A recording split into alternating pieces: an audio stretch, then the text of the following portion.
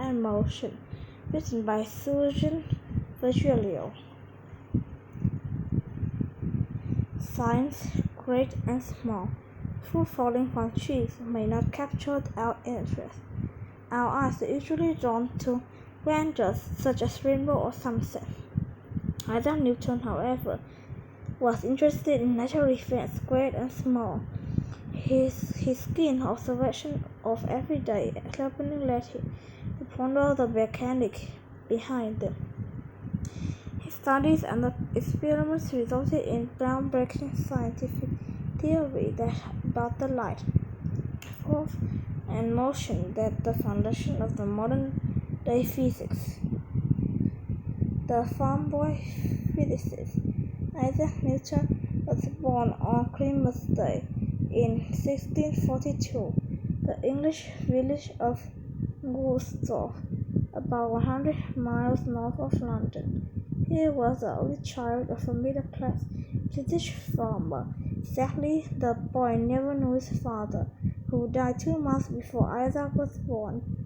When Isaac's mother remarried 2 years later, he was sent off to raise by his grandmother in the nearby village of Grantham. He did not leave his water again until she lost her husband after 9 years.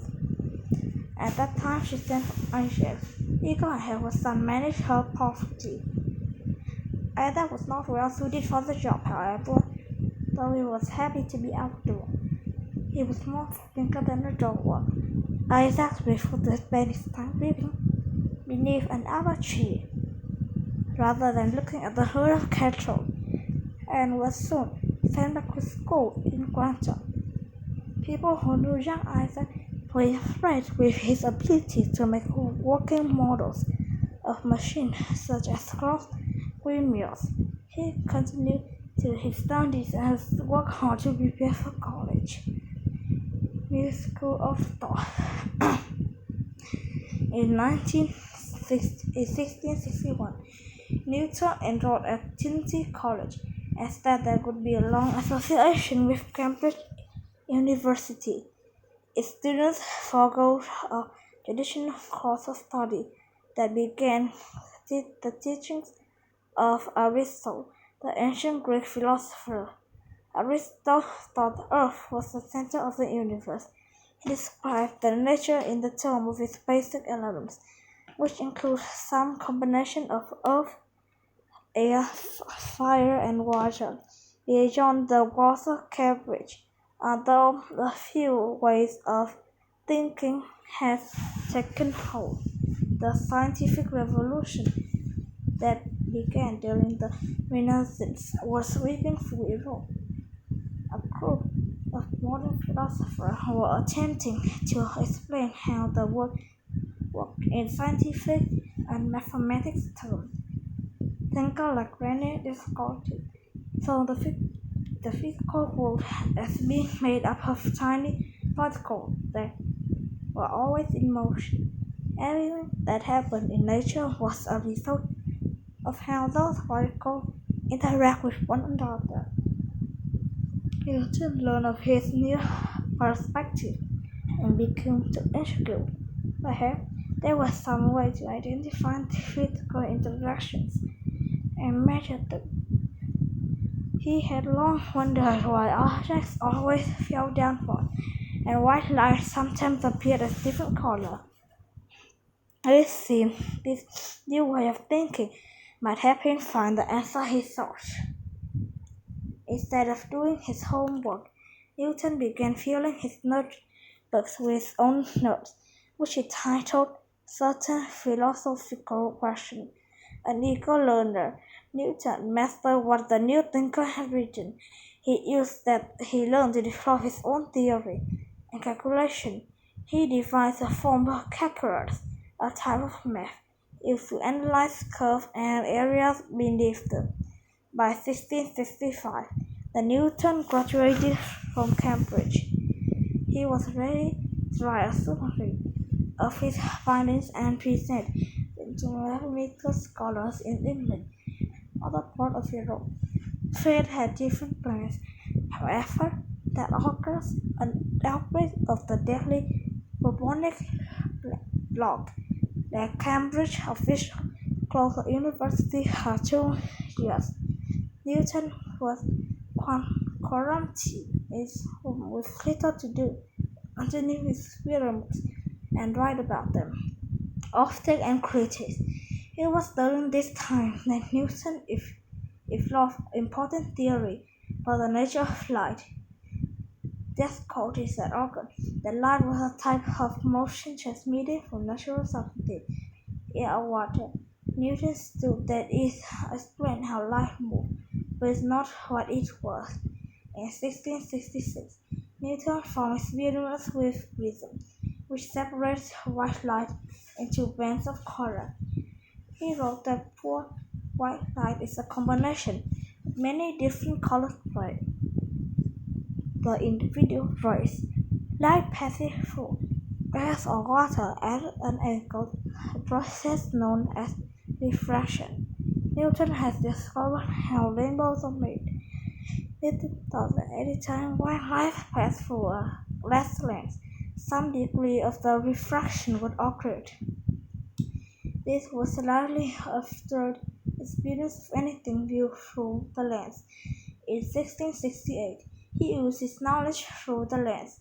He developed the first reflecting telescope, which used mirrors instead of frames to focus light, thereby forming more accurate images. Meanwhile, Cambridge reopened in 1667. By 1669, Newton was made head of the university mathematics department. As such, he was required to give series of lectures on the topic of his choosing. He declared to speak about his recent study of light, explained in books of optics. A member of the Royal Society of London heard about Newton's lecture and studied a model of its reflecting telescope. The group of scientists was so impressed that they asked him to become a member. In 1672, delighted Newton presented them with a paper about his work with light and color. One member of the society, however, was not impressed. Robert Hooke was one of the leaders of the Royal Society and, until Newton arrived, was considered the leading expert on optics. He wrote a scathing review of the newcomer's paper and later accused him of stealing ideas from Hooke's earlier work. This enraged Newton and was the start of the lifelong fought between the two men. More critical reviews from other scholars further set Newton. In 1678, Newton suffered a nervous breakdown, withdrew from public life altogether. Newton's masterpiece, isolating himself, now left Newton plenty of time to evaluate and refine his work. He continued to puzzle over how substances and others interact with each other. Why did some chemicals react with certain other chemicals? What makes sin throw through narrow spaces? What kept the moon and earth in orbit? Newton thought these mysteries could be explained by some governing principle to do with force and attraction. Letter from his old rival Hooke sparked a discussion about the elliptical orbit of planets. The reason orbits were not a circulator, Hooke said, because was an imbalance between the forces of attraction, moving objects when velocity.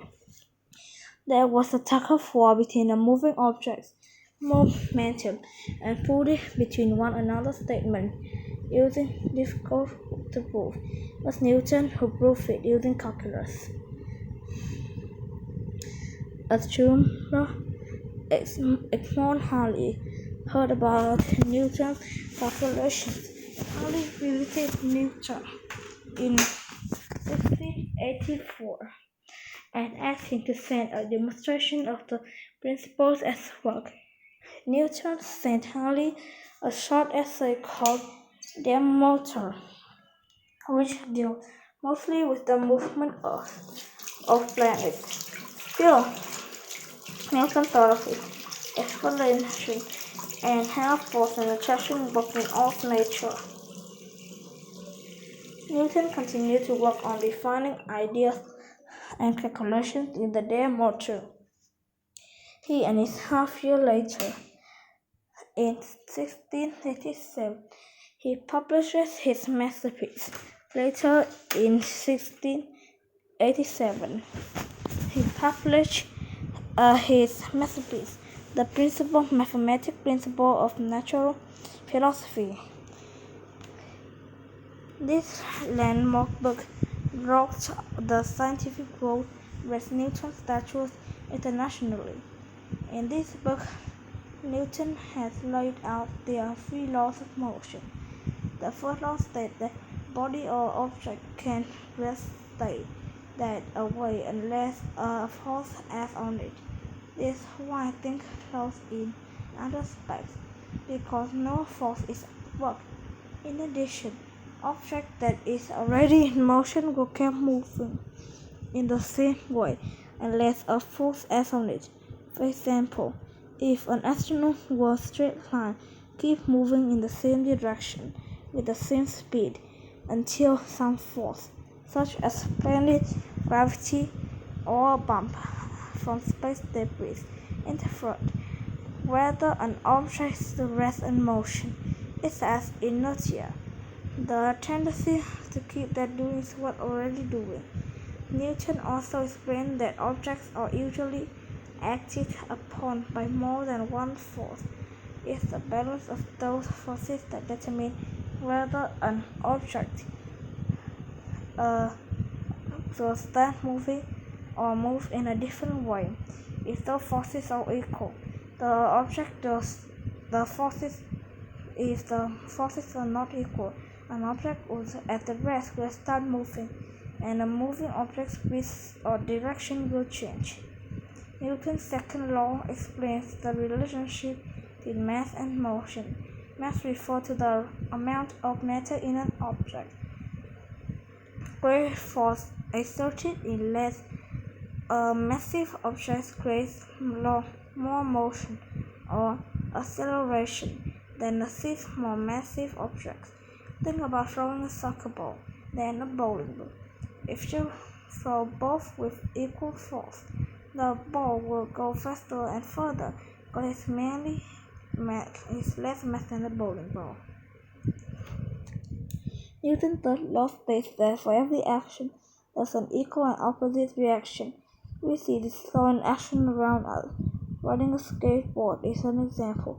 We push forward with foot, the wheels both forward. The greater our kick, the faster our move. The forward motion is a reaction to the backward push of our foot.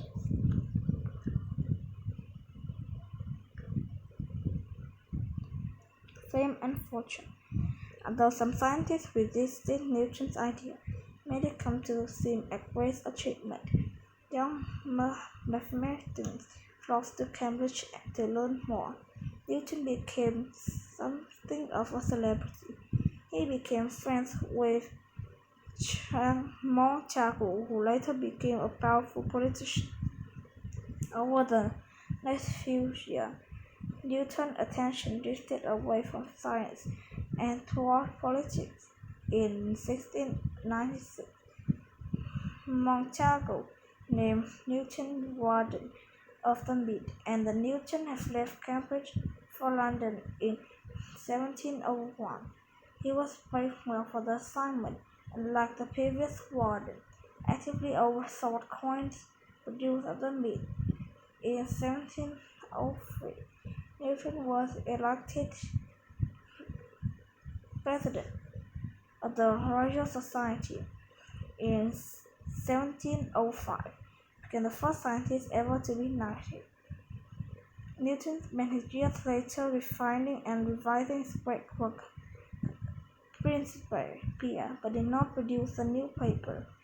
He died in 1727, a wealthy man and a well-known man.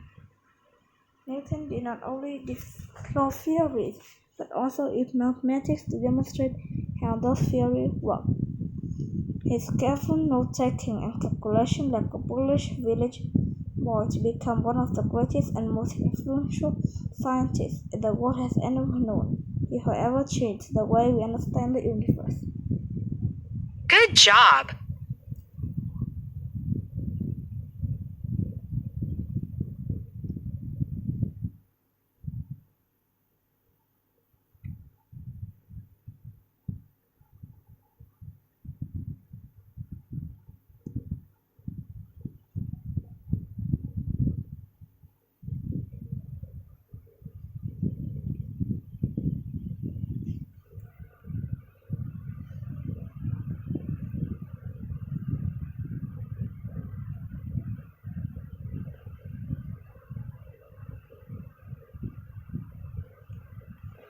We need a little...